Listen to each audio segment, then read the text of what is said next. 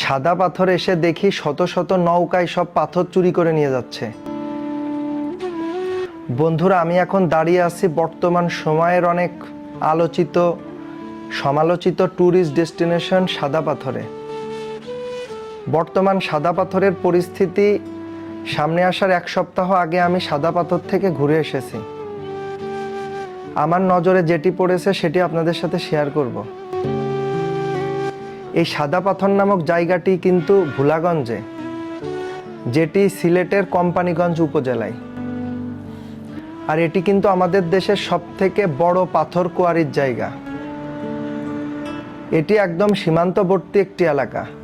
সামনে যে পাহাড়গুলো দেখা যায় সবগুলো ইন্ডিয়ার মেঘালয়ের পাহাড়। মূলত সিলেটে আসলে সীমান্তবর্তী এলাকাতে যে পাহাড়গুলো দেখা যায় সবগুলোই মেঘালয়ের পাহাড়। আমাদের বাংলাদেশের সীমানা কিন্তু শুধুমাত্র ওই পাহাড়ের আগ পর্যন্তই।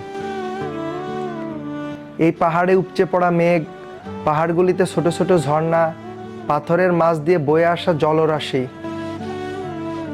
আর এই ধলাই নদীর সৌন্দর্য, এই সব কিছুর সমন্বয়ে সাদা পাথরকে কিন্তু সাজিয়েছে অপরূপ সাজে।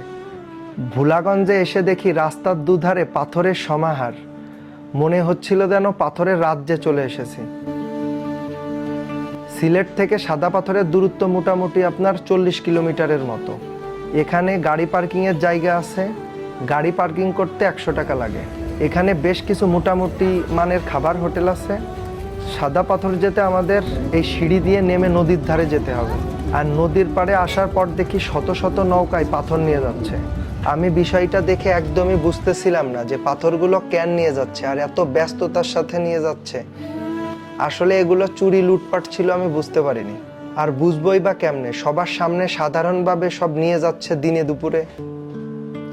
যাই হোক, আমরা ট্রলারে উঠে মোটামুটি 10 মিনিটের মধ্যে সাদা পাথর এরিয়াতে পৌঁছাই। ট্রলার থেকে পাহাড়গুলি দেখতে কিন্তু খুব চমৎকার লাগতেছিল। মেঘগুলি আছড়ে পড়েছিল পাহাড়গুলিতে। এখানে আসার পর দেখি বালির মরুভূমি হয়ে গেছে। ভাবলাম মরুভূমিতে আসছি না পাথর দেখতে আসছি। মেন স্পটে যেয়ে দেখি ছোট ছোট পাথর আছে, সেটা অনেক কম সংখ্যক। মূলত পাহাড় থেকে যে জলরাশি আসতেছে সেখানে শুধু পাথরগুলি আছে, তাছাড়া আশেপাশে কোনো পাথর নাই। তবুও বড় সাইজের কোনো পাথর নাই, সবগুলি ছোট ছোট সাইজের পাথর। এই অপরূপ দৃশ্য ঘেরা জায়গাটি কিন্তু একদিনে তৈরি হয়নি, শত শত বছরে তৈরি হয়েছে। এই পাহাড়ে ঘেরা জলরাশিতে আসলে কিন্তু মন শীতল হয়ে যায়।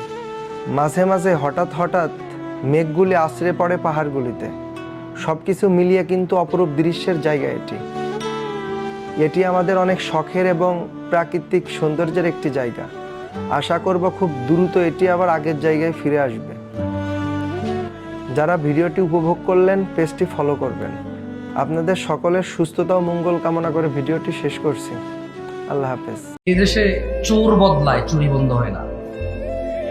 আপনি যেই হন না, তো দলটল নাম নিয়ে বলতে পারবো না। কোন চুরি বন্ধ হয়েছে, কোন চাঁদাবাজি বন্ধ হয়েছে, কোন টেন্ডারবাজি বন্ধ হয়েছে? এখনো কি ভ্যানওয়ালা হাইওয়ের সামনে ভ্যান গাড়ি নিয়ে দাঁড়ায় কাউকে চাঁদা দিতে হয় না? এদেশে তো চুরি বন্ধ হবে না, চোর বদলাবে। আপনি যে রাজনীতি করেন এটা চোর বদলানোর রাজনীতি।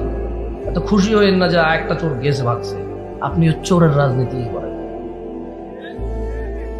এই নেতা যত অপরাধ করবে, সব অপরাধের গুনাহ যত মানুষ ওর নেতা বানাচ্ছে সবার হবে।